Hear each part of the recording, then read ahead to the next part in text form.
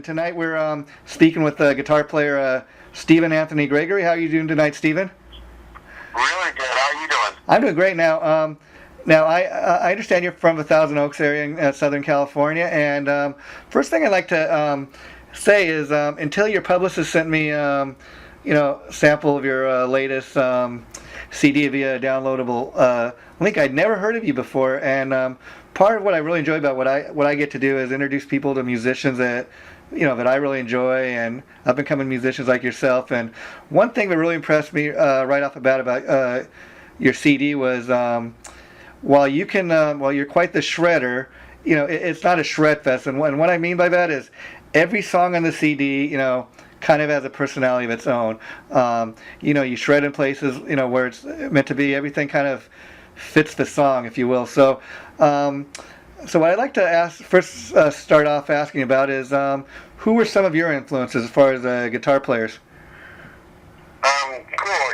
Just to say, yeah, you totally get the idea of when I went into the studio and what I was set out to do, and that wasn't to have a shed fest. So that's cool. It's totally cool. Everything you said right there is exactly the truth of what I was trying to accomplish.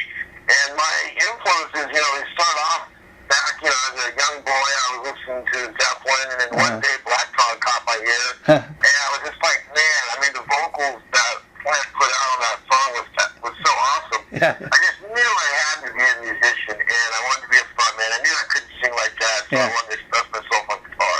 So Jimmy Page is definitely my first influence. But then after that, hearing Randy Rhoads, because Ozzy just put out Blizzard of Oz at that time. Yeah. And I was blown away. And right after that, he did that with Madman. And from there, I started learning about the old Ozzy with the Black Sabbath. And, it just, the doors open from everything. All the way up to the old UFO. So I got into Michael Schenker and Billy Roth, and then, modern artists that were coming out was like Yngwie at the time, and then Paul Gilbert. But more so like Yngwie Malmsteen, of course. Okay. Steve Vai. And then later on it was George Lynch. He has a real good expression. Is how I want to say it. Just expresses himself very well on the guitar. Where I learned at a young age, and he was in Dokken, how chicks were. I understood why the women liked with his playing. Yeah. It wasn't common for girls to pick out guitar players beyond the fact that they were cute. Yeah. They actually liked his playing, and I picked up on that. I knew why. It was because the way he expressed himself. So I have a lot of influences. Totally. Now, I'm not surprised to hear you say that, name Steve Vai as an influence, because I gotta say, when I first listened to the CD, I thought, there's a bit of a Vai, even Satriani style to your playing, and not so much with the way you play, but the fact that, like I was saying, Steve Vai, he's a very tasteful player. He can shred with the best one, but his stuff is all over the place. He does slow. I really got into it. Something that opened my doors when I was a little kid was that movie Crossroads that he did. Yeah. And that whole little scene there where he plays the devil's guitar player. Oh, well, yeah. We're not mentioning this on it's the fun is that was. It's like, I want to be able to play, one day, like the devil's guitar player. Yeah. I love the way he attacked the guitar on that whole scene. Yeah, I mean, when I first got into Steve Vai was when he joined David Lee Roth's band. If you look at what he did on that first David Lee Roth album, the song Yankee Road. I mean, I just remember how he could make his guitar, talk. I'm like, now the guy can make his guitar talk. He's talented. Yeah, no, the whole album I loved it too. I know, absolutely. I listened to that album, so it was actually more of the you used to cruise around listening to cassette tapes all the time. So yeah. By the way, I need to mention that I'm in Las Vegas right now, and my girls are about ready to probably walk through the door any minute. So if you hear a bunch of girls walking through the door, they already know that kind of pretty much head to the bathroom areas and the other areas. You know what I'm saying? Okay, not. Hey, that's life, man. Not a problem. Anyway, so Stephen, so I was curious. Now, like you said, you're not much of a singer, but do you ever have any desire, like, to have a band with a vocalist, or did you always kind of favor doing the instrumental thing? No. It started off. The whole thing starts off as a resume, and from there, it just grew. And I know that's established from most of my reviews, so people understand that. So I'm desperately looking for a singer, to be quite honest. I need that singer right now to fill my project up. I have lots of ideas for that, and that's where I need to go. And as far as people who want to check out your stuff, can they purchase your albums online, or you have your stuff in record stores, or what's the best way for people to purchase your CDs? Again, it's a really nice art CD, so I would like to sell it. We have been selling it, but it's nothing I advertise, out there. It's not on Amazon or anything. It's just for iTunes. If you go to my website, StephenAnthonyGregory.com, with his STEPHEN, and Anthony ANTHONY, Gregory GREGORY, .com, and just go to. I believe that they're trying to put I think they did put a buy button on there. So just obviously hit the buy button, and if not, just go to contacts. Just send information, what you want, and I can get it right out to you. Of course, I'll contact you for we'll work out the postage and stuff like that. But and I normally charge $5 for the CD. Oh, that's cool. It's a real grassroots thing, and the reason I'm asking is, like I said, I've never heard of you before, but the minute your publicist, send me the link to check out your CD, I told him, I got back to him, I sent him an email and said, wow, this guy is the best kept secret, and that's the thing is, you got really a great amount of talent, Stephen, but I think just, you need to get the word out, and more people need to know. It means a lot, man. Let me cut off the thing that I can't let you finish without thanking you, because it means a lot. Oh yeah, and again, I'm not just telling you this because I'm talking to you, but stuff is that good, and I think a lot of times there are guys like you that you got the talent, but unfortunately nobody knows about you. And again, your publicist, he sent me a recent article somebody did about a recent show you did, I think, at the Paladinos down there in the Valley. What was that show like? That was a lot of fun. That was I'm not sure it's the last one that I did. It was just recently, like 3 weeks ago. Oh, okay. And that was just a trial working with the band that I'm working with. And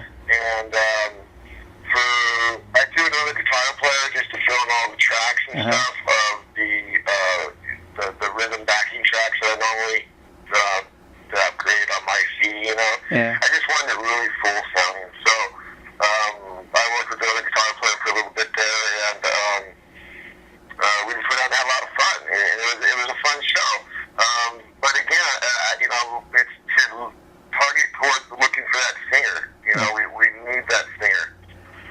And so, like as far as when you recorded this album, was this a collection of tunes you just had laying around?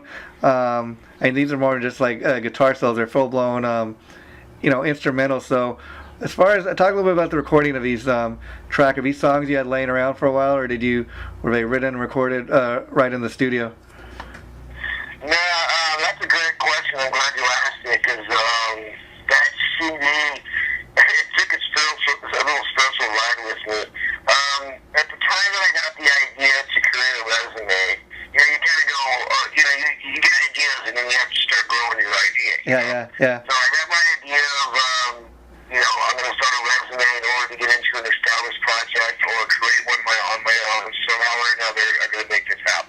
Yeah. And so from there, like I said, it started growing. But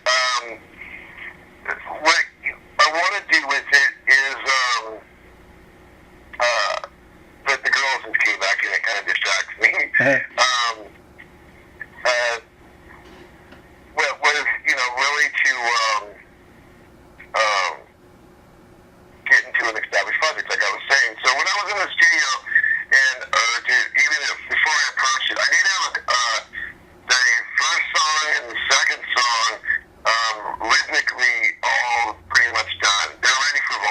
Yeah. And that's how I had the idea of, you know what, I'll put the guitar melody lines for vocals on top of it, make it a full instrumental. And I was on vacation like I am right now, and I was on a little trip of going through my great-grandfather's roots. He came from Portugal over to San Luis Obispo, which is a little island, a little place called Avila, and there was a little island off of Avila that my family grew up on, like meeting my grandfather, and really interesting at the turn of the century at 1900 right there. Wow. My grandfather was born in 1902, and I just took on this whole line because it was the largest import-export of oil. That story is also based in that movie, There Will Be Blood. Uh-huh. If you've ever seen that movie, it's a dark movie. Because they were running that pipeline. Well, that's where they were going. They were taking it right down to the Avalon shore. Mm-hmm. Because he didn't want to use the railroads no more. So I just got on this whole spiritual little run, and man, we targeted where, even find grave sites, it was kind of like looking at a needle in a haystack. In 45 minutes, one of my daughters found the grave sites. Wow. It was just, I got goosebumps at the time when that happened. I was like, oh, it was weird. You look at this huge, it was a Sunday, there was nobody there. I told my wife, look, let's just go back and we'll come back tomorrow and we'll ask them where they were burying people at this time, in the turn of the century and stuff. And she said, okay, great. And also one of my daughters yells, I found it. That's a needle in a haystack right there. And the whole experience, working with Andy in the studio, he's a friend I've known for over 30 years. Wow.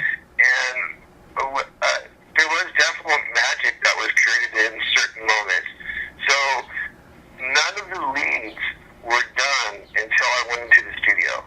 Wow. And that's because I created all the rhythm tracks first, and then I took them home and I worked on them and made them exactly how I wanted to make them, and went back in the studio, and then even had some more magic happen with those leads in the studio.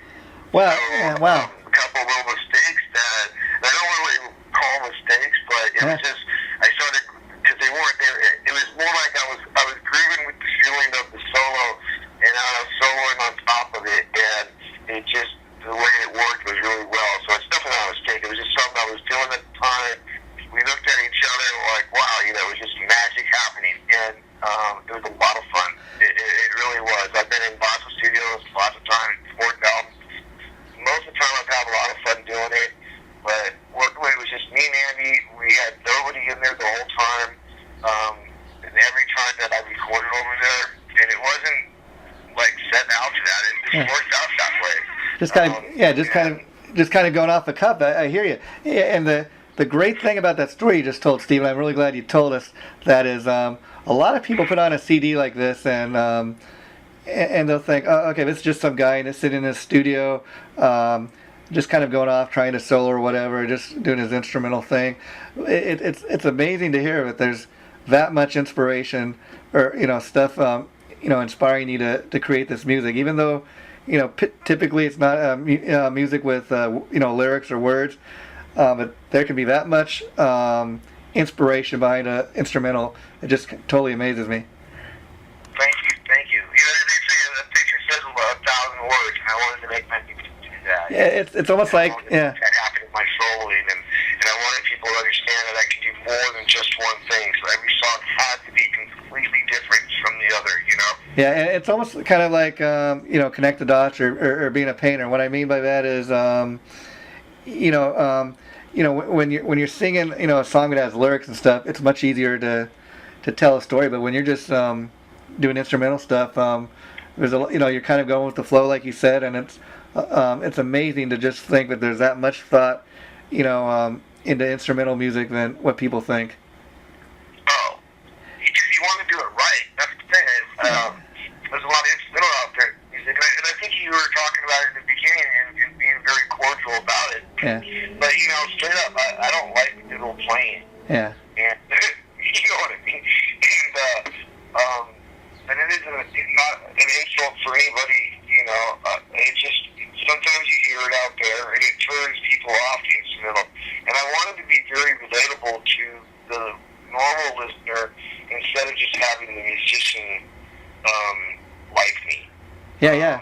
I definitely, I'm a family guy. I have a wife that I've been with for 23 plus years, and I have 3 girls, and I actually have 2 grandkids. Oh, wow. Yeah.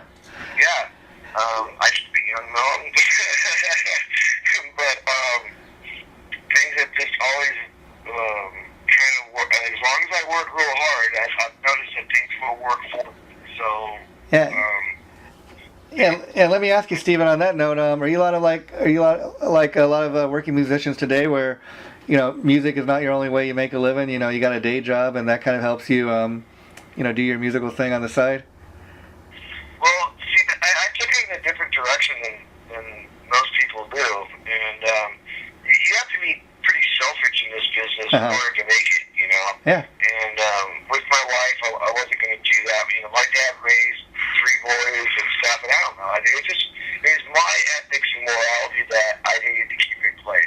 Yeah. So back at the time when I was heading about 30 years old, I did a lot of things. The last band I was in back then was a band called Damn Shame. Okay. And we were Warehouse Records. Yeah.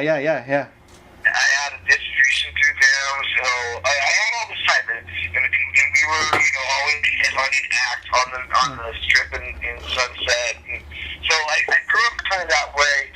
So by the time I got to my 30s, I kind of fulfilled all that, and I really wanted to focus on what was happening, and I was having kids, man. I mean, that's what was going on. There's reality there, and I wasn't going to run from it. So cool. I balanced it. I ended up being a project manager for Lennar Corporation.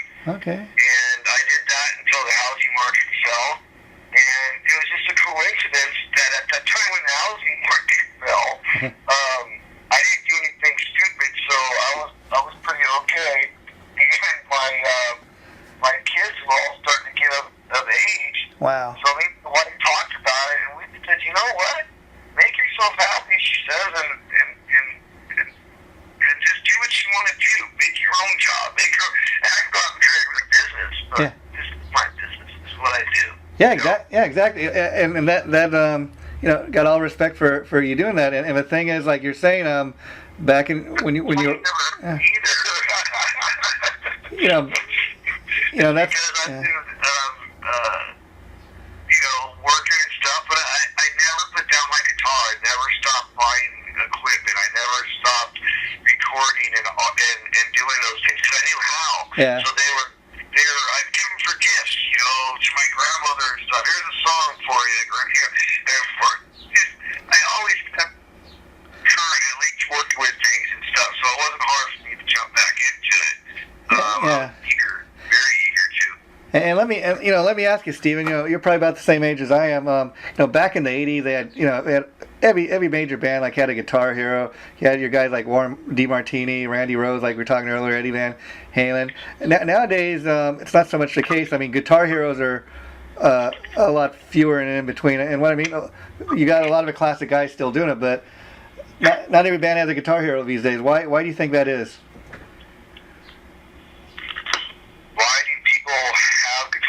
No. They only pick like one guy or something? No. What I'm saying is, back when I was growing up, every major band had a major guitar hero, a guy that was really, great on the guitar. You don't see those type of players these days. Why do you think that is? I mean, I can give the obvious answer that people in my genre. I mean, come on, I've heard it from live shows. Back to mention Warren DeMartini. Well, I've heard Don Dawkins say it. Yeah. And he says straight out it's because he's all they can't do it anymore. Yeah. So don't be fooled by these other bands that brag that they don't put beats in their songs. And he's talking about back in the grunge era, before Shorts of 90s. Yeah. And because he's talking about back in those days, and he was all like, you'd ask him on tour, hey, after you guys sound great. Now, when we're band, I can kind of picture what bands he's talking about too. Yeah. But he goes, he never mentioned what bands. He just goes, but you guys sound great. But you guys all do solos, man. He goes, and it's because they can't. He says he tried. He Yeah. And, you know, I just think that it's coming back. I mean, one of my daughters, my middle daughter is like 19. She totally is aware of, you know, bands, even like, you know, of course, like Both My Valentine or you know, just the newer genre of heavy metal. Yeah. These kids are into it right now. So that was another decision why I wanted to come back. I wanted to come back and play. Yeah, I mean, that's what I wanted it originally. So here it is. That's, you know, it's back around as far as I'm concerned. Yeah, I mean, yeah, you made the point, you know, which is kind of my point. Is I hear a lot of guys say, you know, oh no, we don't do solos, man. We don't have none of that crap in our stuff, and I'm kind of like, yeah, it's kind of a shame you don't, you know.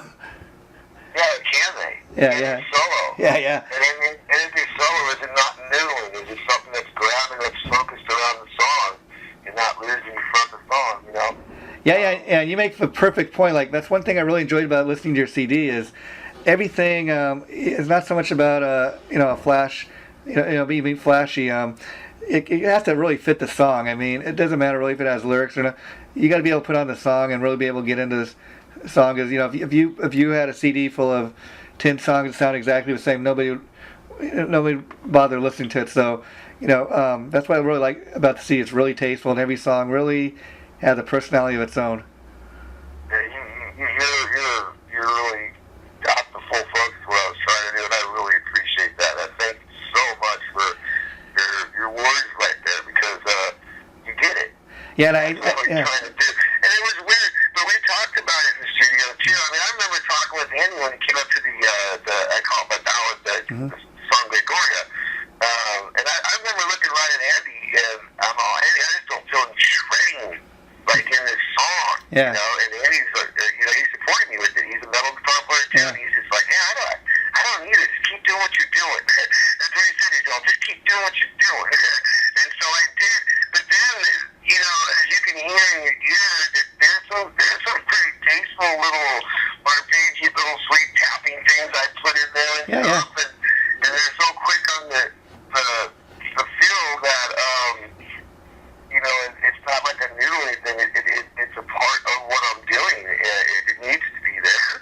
Yeah, and it sounds like kind of what you were accomplishing to set out. You did. I mean, I think anybody like looking for a guitar player, or whatever, could put on the CD and say, you know, wow, this guy's, you know, got talent. He can do it all. You know, you can play slow track, you can play super fast.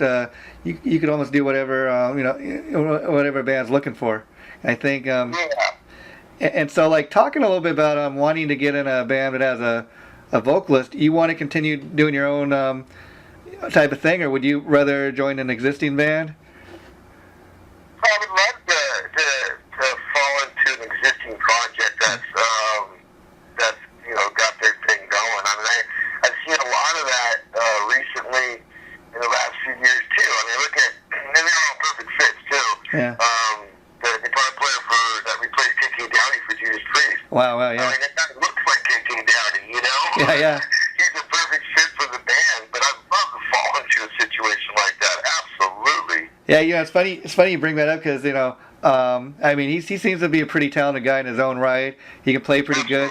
He can write. But the amazing thing is, like, that's exactly the first thing I thought is, man, how hard did they have to look for a, you know, guy that looked just like KK and plays like him? Apparently not too far. You know, that guy was playing with Bruce Dickinson's daughter. Bruce Dickinson's daughter is a singer. Oh, wow.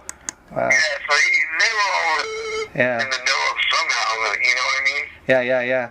Wow. So I was curious, have you ever thought about putting out like a live DVD or just do like an instructional thing or anything like that? A live DVD of just me? Is that what you said? Well, you know, like some guys that do like, you know, this type of playing, they put out DVD, like instructional DVDs, or even like, you know, recording a live show or something like that. Have you ever thought about doing anything like that? No. Yeah, a lot of this kind of takes me by surprise anyway. I mean, like I said, when I originally started off as being a resume, and then it kind of grew on performing it, I never, you know, even thought about the idea of speaking in front of the crowd like I do. Because I tell the story between the songs. I make the whole thing one big, huge story. Well, you know, that's a great thing all in itself, because I've been to some shows where these guys just do their instrumental thing, and they're just kind of up there, you know, they play the songs note for note, and I think it makes it much more interesting if you're talking in between the songs, even telling, okay, this is what this song's about, or this what inspired me to write it. And now once you recorded the CD, I was curious, like you said, you did this originally just kind of, you know, for a resume or for your own thing to try to get a gig. But once you started letting people hear it, were you surprised at the response you got? Well, yeah, that's the thing. You know, I was going back to your last question, but yeah, that's definitely the thing that it just started growing. So here I am, you know, as when I used to be in a band, I never had to talk in front of a microphone unless I was doing backup vocals, you know. Yeah. So it was just a whole different. It's been a whole different vibe, and I've learned a lot from it, and it's been fun to embrace. It's been a lot of fun. Definitely, I seem to fit it. I seem to work it out, you know. And that was something that popped in my head one day. Is, hey, I'll make this thing a whole show. You know, where someone mentioned it to me. I think I was running around to a bunch of open mics. Yeah. And when I started getting the album together, and they started getting name titles, is when like the open mics, I'd bring up like the songs called this, the reason for it. And it was all in that my great grandfather's story. So I just put the story from like the beginning to an end, and I did that with my songs. And then when I started just doing it, some guy said to me, he's all, dude, it's like you have a full show going on. Yeah. I'm gonna work off that. That's gonna help me. That's gonna help me right there. People don't want to see just a fucking noodler up there. I have to make one guy fill an entire stage. Yeah. You know? And I think I did. I think I covered the stage well. We've learned so much, and I say we've because I do have a guy, Aaron Lewis. He's been working with me from the beginning, and we have a lot of fun. You know, we use our own lights too. Like, you know, even like we're going to we're playing like Canyon Club with Boys to Pole. We're still bringing our own bottom sweeper lights and stuff. You know, just to put on our show. And there's curtains that go up for me, and my back banner and everything, and we had a lot of fun creating it. And we're both a construction background, so, and he's a really smart guy about the construction stuff. He'll build you anything. Wow. So we've been able to do this stuff where everything just falls. It's lightweight. I mean, that's all been kind of like a little intelligent run there, you know? Because nobody else does it. Yeah. And, you know, I think you know, when you go think about doing another CD, or you know, you could even do some videos for some of the songs and do something like that, and that would give people a little extra something. And you know, another. Back to that one question that was asked, it's like I've never put the thought in that because it's never gone that. It was never supposed to go this far. So back to that question, I wanted to answer. The whole thing is very self-indulgent, and that's a lot for me to take in. I mean that. I've been told by my friends it's all good. Ride with it. It's not anything that's out there where people are going to look bad at you for it because it feels self-indulgent to me. But I mean, because you know, that's the thing. That's the thing. You got to keep it interesting. You got to keep it interesting. What I mean is, people don't want to just see a guy get up, no matter how good he is on the guitar, just get up there for, you know, 50 to 60 minutes, just you know, doing a guitar solo, you know, for 90 minutes or whatever. You know, if you do something like that, you know, that's giving the audience a little something extra they don't normally get at this type of a show. You know, I understand that. And that's the whole thing is that I mean, my kids and my wife, they all keep me real. And you know, no one wants to watch a guitar player play it all like that for a long time. I mean, that's just our opinion or whatever. Yeah. But, you know, I've heard people back in the day when Jimmy Page used to play half-hour solos when he was Zeppelin. Yeah, I mean, I'd give anything to see that, but they would bag it. They said it, you know, that it was a long time. Some said it was, to be quite honest, a half hour, you know, but of just soloing.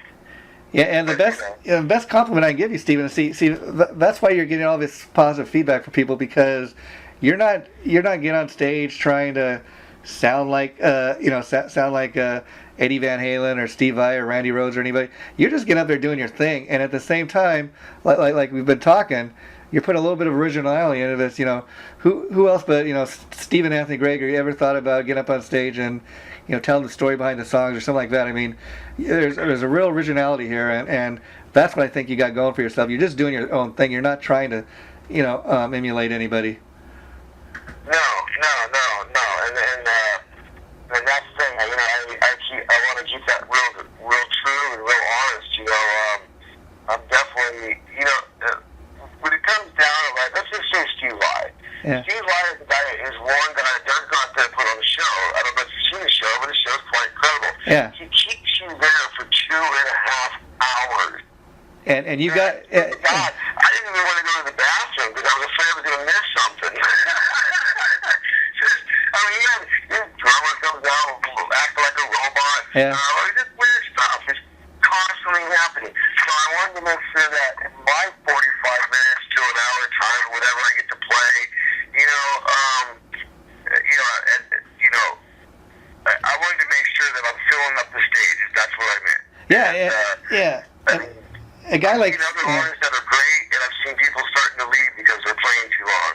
Yeah. And so when I see things that people respect, it's just another learning thing. And it's like, you ask yourself, what did you get out of that today? See, that's yeah. And I got out of people didn't want to leave him, man. How did he do it? Yeah. He made a story. He made things happen. He constantly talked to him. He joked around with him. He was very real.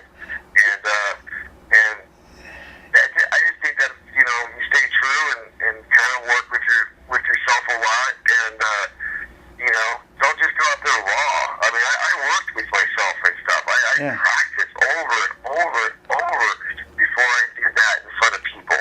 Yeah, Again, like talking about a guy like Steve Vai, fact that like you're saying he could keep an audience mesmerized for 2 hours doing that type of music. Doing that type of music, it doesn't even have vocals. You've got to have a certain level of talent, because a lot of times, like you said, people, if you just get up on stage and you're just soloing for 90 minutes, people are going to leave. They're not going to want to, hear that. But a guy that can do that, he's got the talent, and he's definitely set the bar.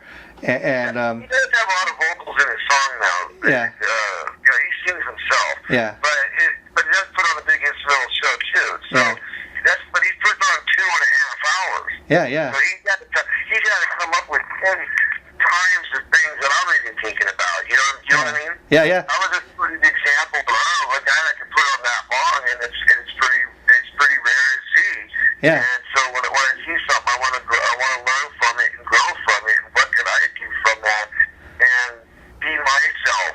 That's the start. Yeah, I think you're well on your way. Audience, man. But I did it. I practiced. It was something I was trying to put out there. I didn't just go out and start talking to an audience. Yeah. I practiced. I thought about everything I was going to say so the people could understand me. So I speak clearly to them. Yeah. And the path that I'm going, I make it an easy way for them to understand the story. Yeah. So when I get done with it, if people like history, they're going to dig it. Yeah. Doesn't even have to be about the music. It's a great history story. There you go. See, that's something that you don't get going to a lot of rock shows or anything these days. And I was curious. Another thing I think that would you'd be really good at is, have you ever thought about doing clinics? Where you get up in front of an audience, usually they're people that want to learn how to play guitar, show how to play your songs or whatever. But you'd be amazed at what a connection you can make with the audience doing that. Yeah, I remember you asked me about that earlier, and that was part of that question too. Is like I never going with that kind of stuff. I'm kind of waiting to be approached with someone that kind of works with me on doing that, put something like that together, or somebody asking me to, I guess I'm running for a bigger fan base, I guess. Oh well, see, that'd be the great thing about doing something like that together. Yeah, see. I don't want to seem too self-indulgent again, Oh, here he is now. He's putting out things on YouTube of how to play guitar. I want to make this a demand and an actual want for it. Yeah. Well, again, let me just put it out there that like I told your publicist after listening to the CD myself, I think Stephen is the best kept secret. This is the most talented.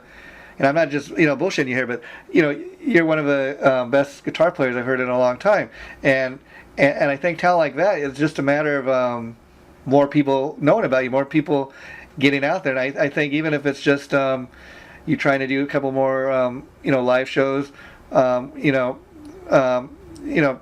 the whole thing, is just trying to get your name out there, Stephen. People more aware of you.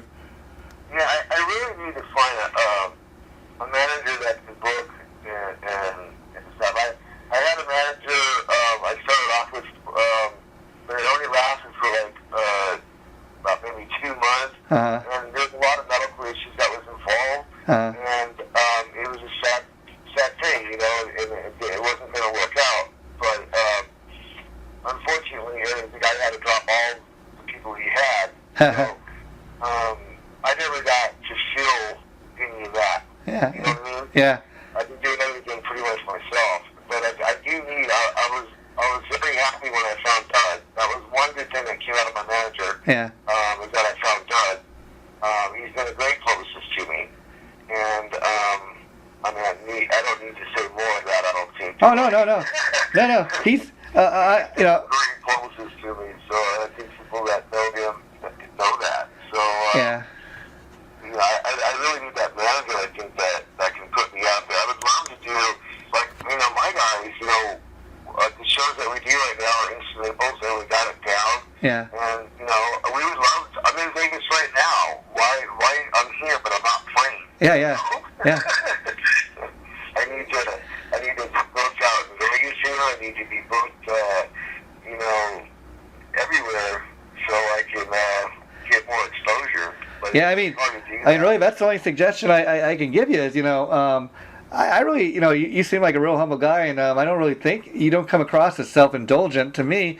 Like I said, is especially now that you don't have a manager right now, that's what it's all about, is selling yourself. And like I said, you don't even have to, brag too much. Just tell somebody, hey, here's my, here's a CD I recently recorded, check it out. And I think, people will be pleasantly impressed. Like I said, not everybody's into the same thing, but there's no denying you got talent. And right now, I stick to that. You're the best kept secret, Stephen, as far as up and coming guitar players. It's just if you know a good manager or something, send them my CD. It's not like I've been turned down by anybody. Yeah. So I can't get it out there. I don't know a great manager to send my CD to. I don't know. Yeah. I don't want to sound ignorant about it either. I'm a guy that spent a lot of time on guitar. I didn't sit there and agree with who manages who. And I'm not one of those, Big Bang Theory type of dorks on my instrument. Yeah. Well, it's just about, like you said, it's about making connections. And I just hooked up with your publicist Doug a couple nights ago. I found him online, and the cool thing about a guy like him is, not only has he been doing it a while, but he works with various types of acts. I mean, he works with this other band, or an Eagles tribute band. He works with guys that do blues music. He works with guys like you. So he's working with every type of musician. He's not just into one thing, and that's one thing I dig about what he does. So it's really been great talking to you, Stephen. Is there anything else you'd like to say to the listeners before we let you go? No, I think we said a lot of things, and I was very straight out with you. So. Yeah. It's really been great talking to you. And check me out, man. If anybody wants to check out my stuff on Facebook too, I got a lot of stuff on Facebook. Stephen Anthony Gregory on Facebook, and then also my website, which we're trying to build as every day we speak, and we're trying to put more into that. So please check it out, StephenAnthonyGregory.com. And if you know a singer or somebody that's looking for a guitar player that's very well known, established project, throw my number, throw my website their way. We will do that, and thanks again, Stephen, for doing this. I'd love to talk to you again. Maybe we got more going on, but in the meantime, this interview will probably go up in about a week or so. I'll let you know if a minute goes up, and if you'd like me to send you a copy of this, just maybe have Doug send me your email, and I'll send it to you or him. Yeah, no, I definitely appreciate that. And obviously, I read the thing that you wrote earlier too, and I really appreciate you digging my stuff and taking the time and interviewing me like this and speaking. I think you asked some really good questions, and it's been a very relaxed Yeah, you got to know that I do this from a fan perspective. Like I said, I'm a music fan first, and what I enjoy about what I do is I get to discover new talent like you guys, and kind of spread the word. And that's what we're here. We're not here to badmouth anybody, because I got to tell you, I don't have a musical talent in my body. So for anybody to play at the level you play at, Stephen, or to even I can't even strum a guitar lick. So I got all the respect for anybody that gets up on stage and does what you do. Thank you. I really do appreciate it. Thanks. Okay, well, take care, my friend, and we'll talk to you down the line, and I'll keep in touch. So thanks for taking time to do this. I can't thank you enough. You have a good night. Thank you. Okay, bye-bye.